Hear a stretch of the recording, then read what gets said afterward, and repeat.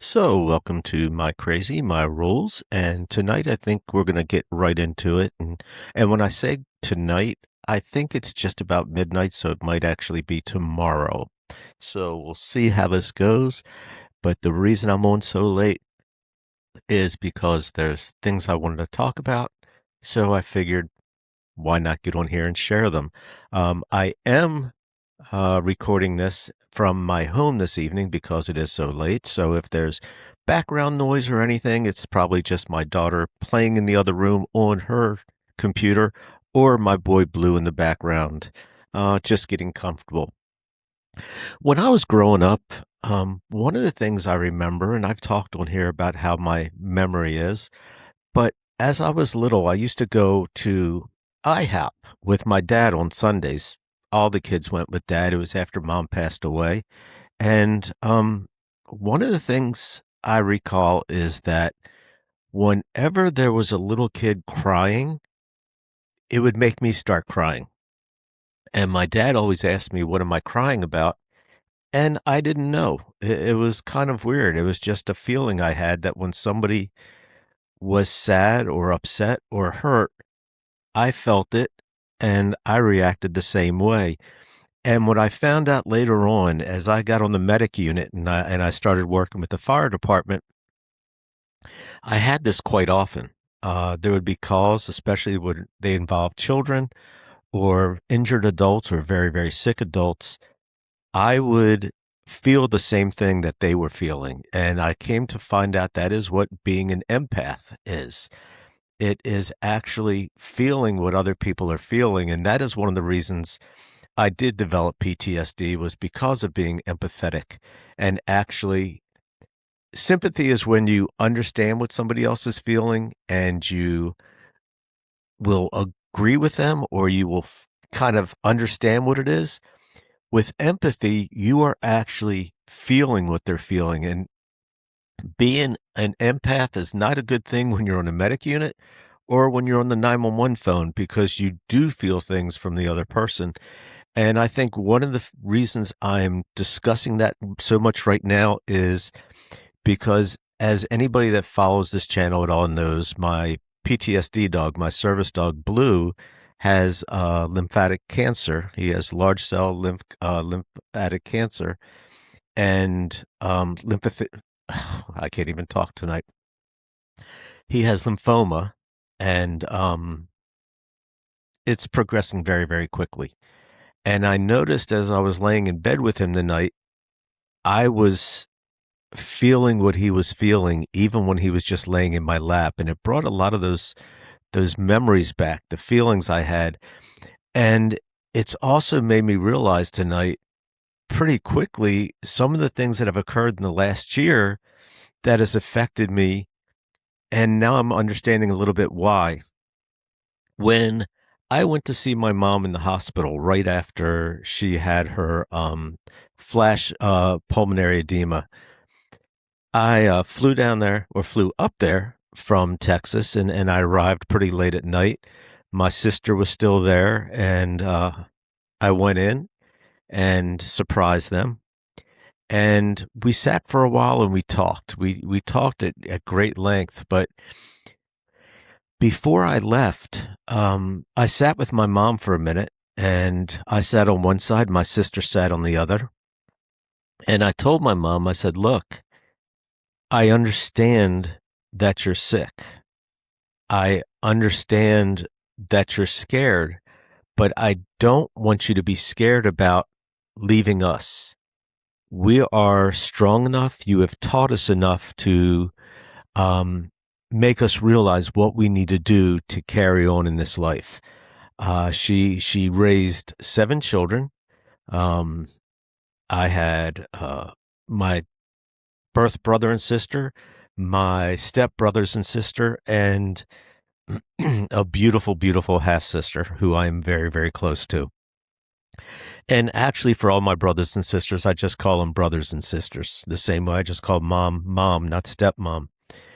But I talked to her that way because I felt the turmoil that was going on with her, that she was scared about dying, but she wasn't scared about the act of dying. She was scared about leaving the children behind and not being able to care for them anymore. And even though the youngest child is in her 40s and the oldest one 70, um, she still felt that way because she's still a mom. And I understood that.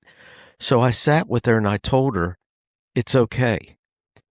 Um, Through being a medic and talking to so many people that are on that thin line between life and death, a lot of them have talked about seeing relatives before they die.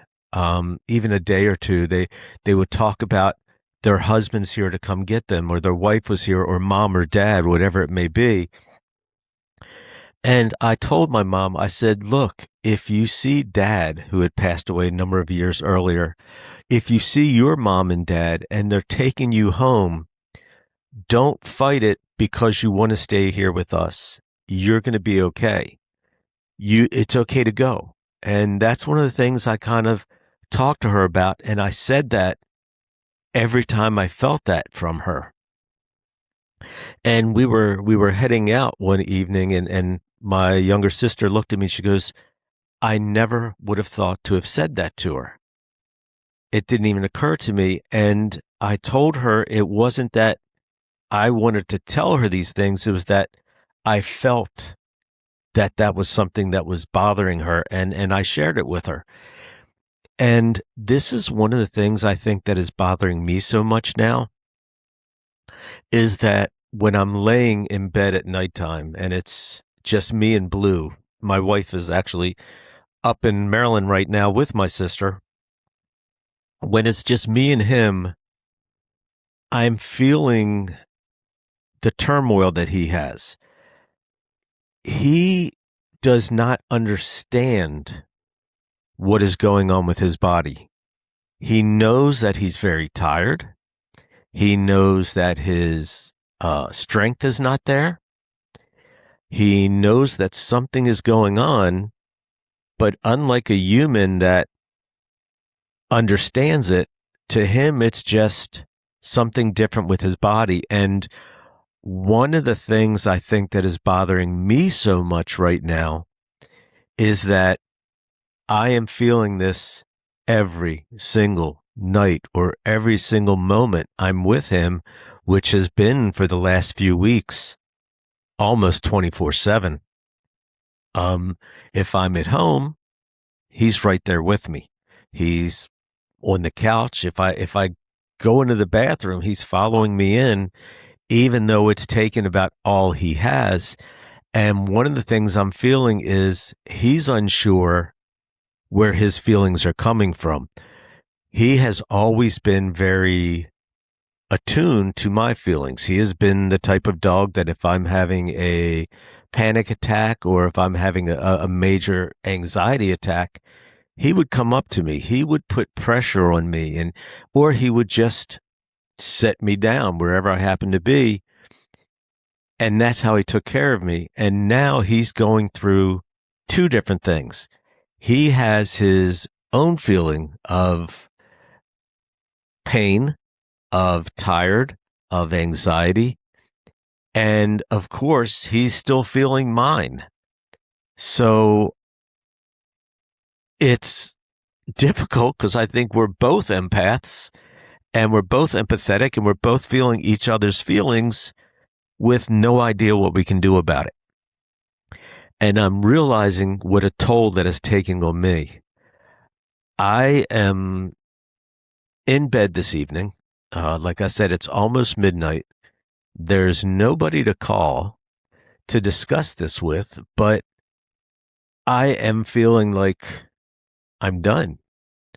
I can't do this anymore. I have my best friend with me who is dying, and it's probably going to be in the next week.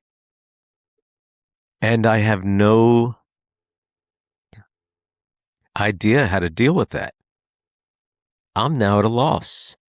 Um, with my mom, I sat by her side. I held her hand. I sang to her. Um, I shared how she was doing with the rest of the family. And I felt needed. And I also went from the time of when I felt that she was confused and scared to when she became calmer, more understanding, and was ready to die. Same with my father when he passed. Um, and with a number of other people I've been with as they passed. It's you can feel the change. And you can also deal with it because when you feel that change, you feel a change in yourself as well. At least for me, I do, because I actually feel what they're going through. I'm not getting that from Blue. I'm getting constant him trying to take care of me. And I'm laying with him at nighttime. I was just laying in bed and he had his head on my chest and I was just stroking him. Sorry. And trying to realize what it's going to be without him. And that's impossible. But I'm realizing every single day it could be tomorrow. And it makes it very, very difficult. I wish, no, I don't, but it would be so much easier if I was one of those people that didn't care. It would have been easier on the medic unit. It would have been easier in dispatch. And it would definitely be easier taking care of Blue. And I guess one of the reasons I'm recording this tonight and one of the reasons I'm sharing this is because I've developed this channel to help other people as well. I love doing that. My family has been so supportive, and I have this tremendous, tremendous friend in Maryland who has just been unbelievable. Closest thing to family without being in the family, supportive. And she's telling me, go on and share because you don't realize how many people you may be helping. And I was thinking about that tonight and going, I do want to share this because I feel that there are some other people out there right now kind of dealing with the same thing. It may not be their dog. It may not be their service animal. Could be mom or dad or a child or sister, brother. We all, I think, deal with death at one time or another. And we all deal with it differently. But I know there are a lot of people that can be sympathetic without being empathetic. My wife is amazing. She is a hospice nurse and she deals with this daily. That's all she's dealing with is people that are going from this realm to another one, if there is another one. And she has the ability to care for somebody and love somebody, but not get drawn into them. Now, when it's somebody very close to her, yes, absolutely, you can't help that. But she has the ability, the blessing, for lack of a better word, to be able to help people and then go to the next person and help them still. I've lost that ability. I now get so wrapped up in how they're feeling, I'm not able to take care of them properly. Um, and that's one of the reasons I have PTSD so badly. Um, it started with the airplane incident, but from that point on, realizing what the challenges were, that really added to it.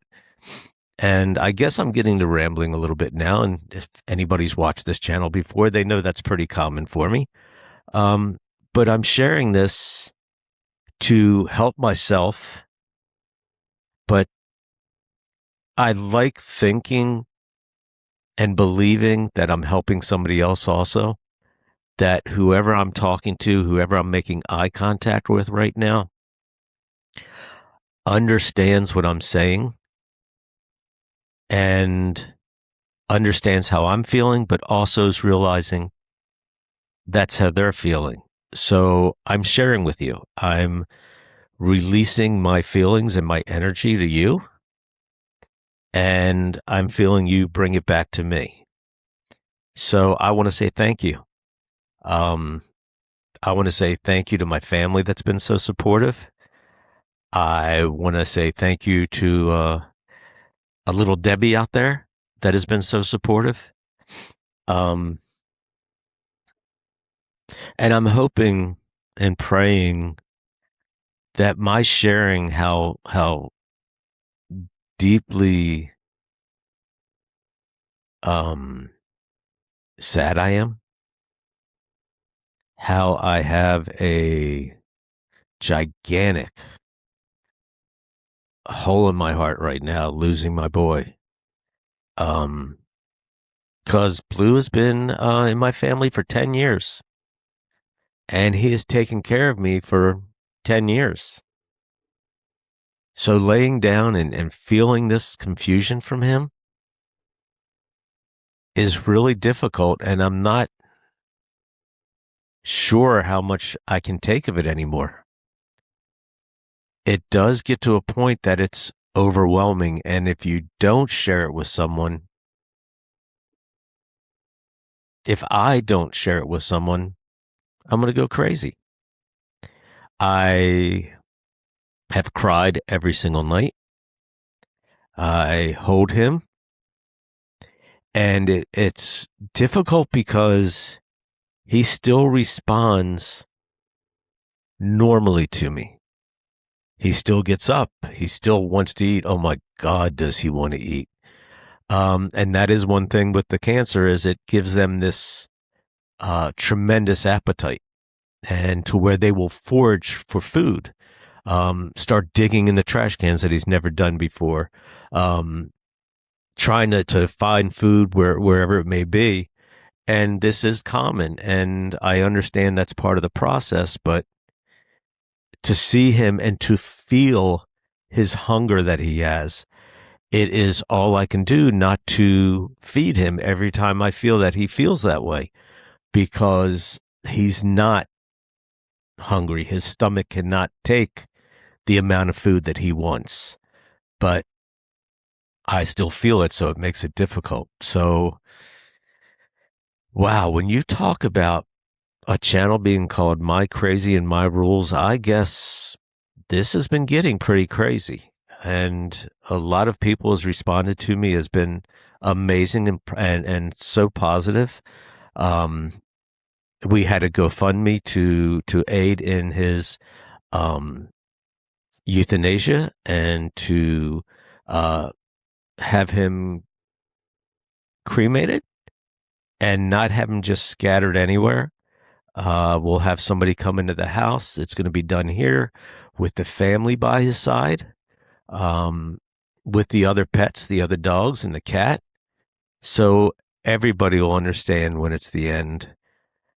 So I don't know. It is crazy. There's no doubt about it. But I am glad I have you all to talk to. I am glad so many of you responded to me so positively, and I want to thank you. And I guess it is now tomorrow, and I will just say that it's been definitely crazy, my crazy, and my rules.